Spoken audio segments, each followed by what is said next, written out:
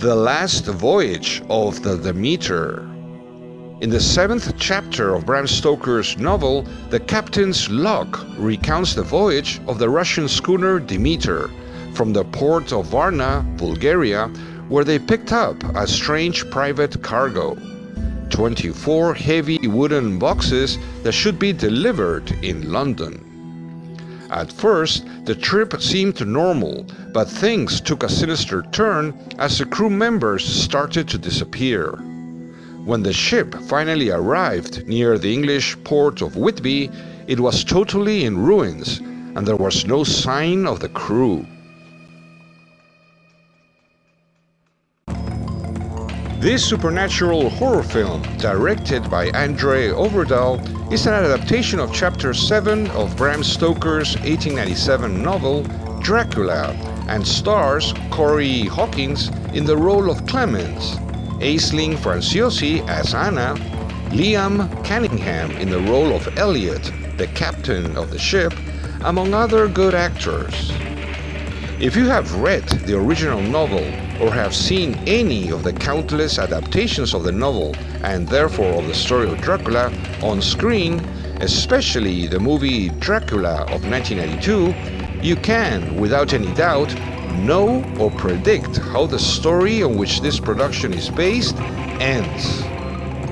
This predictable or already known ending element of the story as to what happened to the crew of the schooner is concerned, in our opinion, does not make this production something boring or not at all interesting to watch. On the contrary, it makes it an intriguing, dramatic and suspenseful film in how it explores and develops the story of the tragic, terrifying and horrific experiences that the crew members lived through and experienced in this adaptation of what is documented in the captain's log, adaptation that is original in its own way as it offers to the viewer, without giving out any spoilers, certain unexpected twists and surprises. Honestly speaking, we must tell you that the story did not scare us at all, but at least the suspense kept us on the edge of our seats and glued to the screen. As for the production elements, such as the cinematography, settings, set designs, costumes, soundtrack, makeup and special effects, these are all good, and some even very good. We found the performances of the entire cast to be good for being convincing in their respective roles.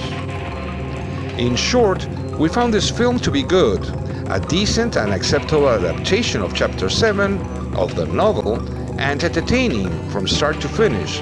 That is why we give it a score of 3 stars out of 5. It's not a very good or excellent movie, but it's worth watching. It is worth mentioning that the ending leaves you with a clear impression that there are plans for an upcoming sequel. Until next time,